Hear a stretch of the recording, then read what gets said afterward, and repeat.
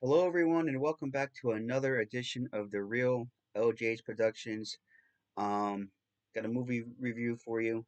We are going to be talking about Final Destination Bloodlines.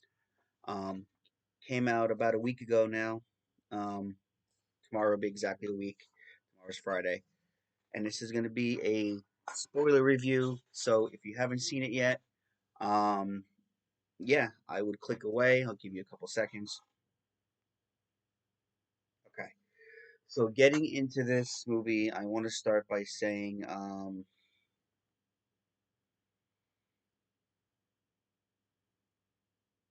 a good movie. It's not the best in the franchise by any stretch. To me, I believe this was the sixth one. Sixth, yeah, sixth. That the movie's behind me. Um, so is it the best one? Absolutely not. In my opinion, that still goes to Final Destination 3. Um, the premise of it is really awesome.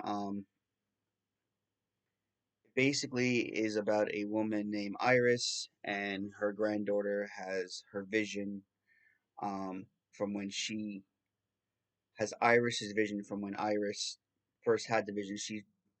Her granddaughter Stephanie starts dreaming about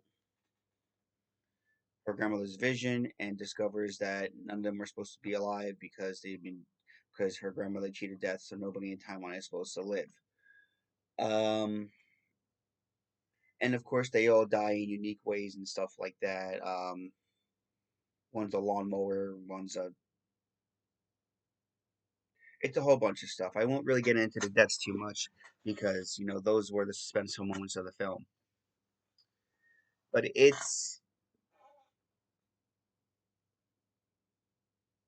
me it was good, but it's one of those franchises where I feel like even though Final Destination 5 wasn't the greatest, um, it connected everything back to Flight 180 from the original Final Destination. But Bloodlines did something different. It made it so like an entire family was never supposed to exist because of this woman Iris, and so yeah, so death came from them one by one, and then great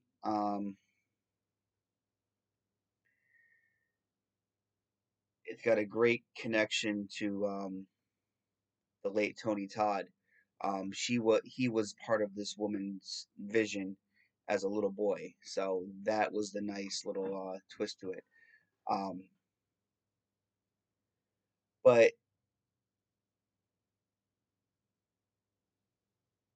it's an alright movie. And there's not really much more I can say about it.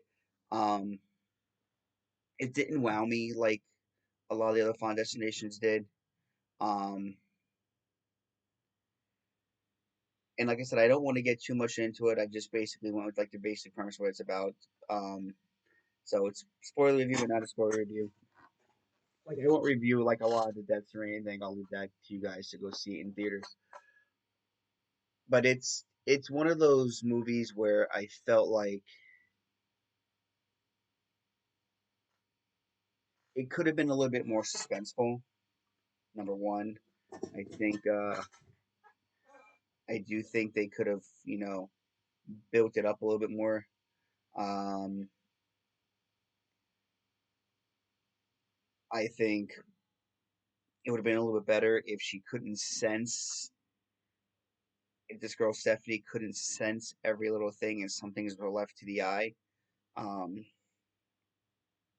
like the two brothers that are in the hospital that go, um, she wasn't there to predict um, what was going to happen to them or like see the signs as much. And I think those two were the best out of the entire movie, those two deaths were the best. Where like everything else she kind of saw, and like for example the backyard scene, she rushed to the backyard scene, and that's where you that's the one you saw if you guys seen the trailer, with the lawnmower. So if she didn't sense a lot more, I think it would have been a better film. Like there was a lot of things in the other Fond Destination movies that got past Alex, that got past um, Claire, that got past the girl in Final Destination 2, that got past the girl in Final Destination 3. I don't remember the names, it's been so long. There were a lot of things that got past them. They weren't able to sense every little thing. And in this, I kind of feel like she did. But I also get it. Her grandmother's been doing it for so long and somehow accidentally passed it on to her, even though they barely even met each other. So it was an interesting premise. I want to go ahead and give you my review completely on this. Um, Horror wise, I'm gonna give it 3 stars. Um, I feel like the horror part of it could have been a lot better.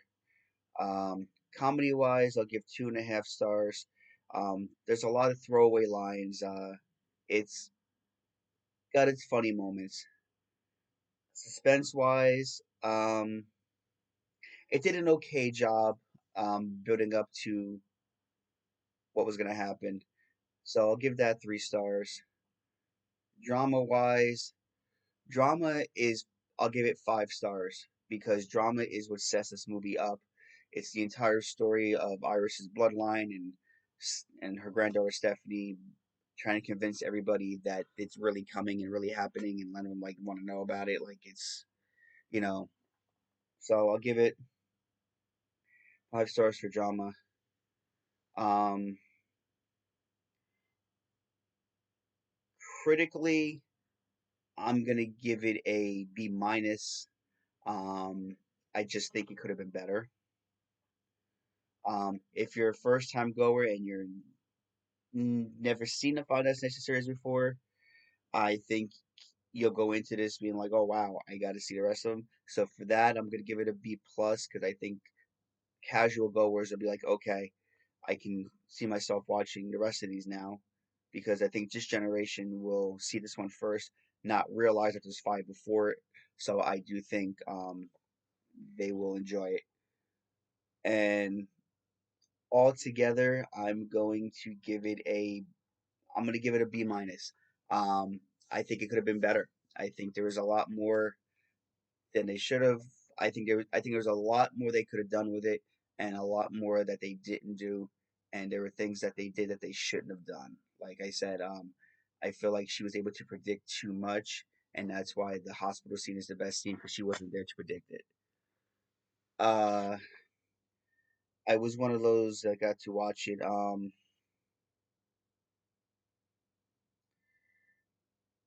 at home. Um, Found it on one of my stream things that I have through a cable box.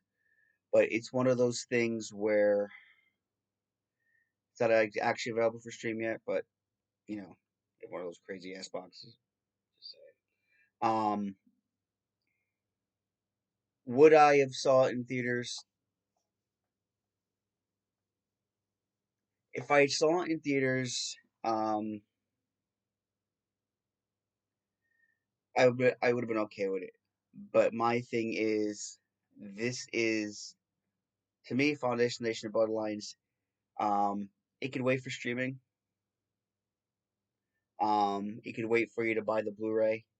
I don't leave a franchise unfinished, so of course I'll be adding Final Destination Bloodlines to the rest of them because I do own them all. Yeah, but yeah, that's my take on this. It is a good movie, but to me, it's worth how I saw it through a stream or just buying the Blu-ray when it comes out. But with that being said, guys, this does end my review for Final Destination Bloodlines. Um, I hope you enjoyed this review. If you did, give this video a massive thumbs up. Hit those notification bells so you know when I post a video. Check out my TikTok at The Real LJ's Productions as well. I have a lot of fun over there. Do a lot of crazy stuff. Um, Leave comments down below if you saw Final Destination Bloodlines. What did you think of it? Did you think it was as good as the first Final Destination movies? Um, and what's your favorite Final Destination movie? Start a conversation down below. What Final Destination? I'll say it like this: 3 is my favorite, but I think 2 screwed me up the most. So, out of all the Final Destination movies that you've seen, what fucked you up the most? Like, which Final Destination is the one that you cannot watch on a regular basis? To this day, I still can't listen to the song Highway to Hell because of the Final Destination 2 highway scene. But like I said, Final Destination 3 is my favorite. What is your favorite Final Destination? Let me know down below. But with that being said, guys, remember at 500 subscribers, I am giving away that copy of Spider-Man 2 for the PS5. It's still here. I cannot wait to do it. And I hope to see you all real soon. And as they say in the movies, cue the lights.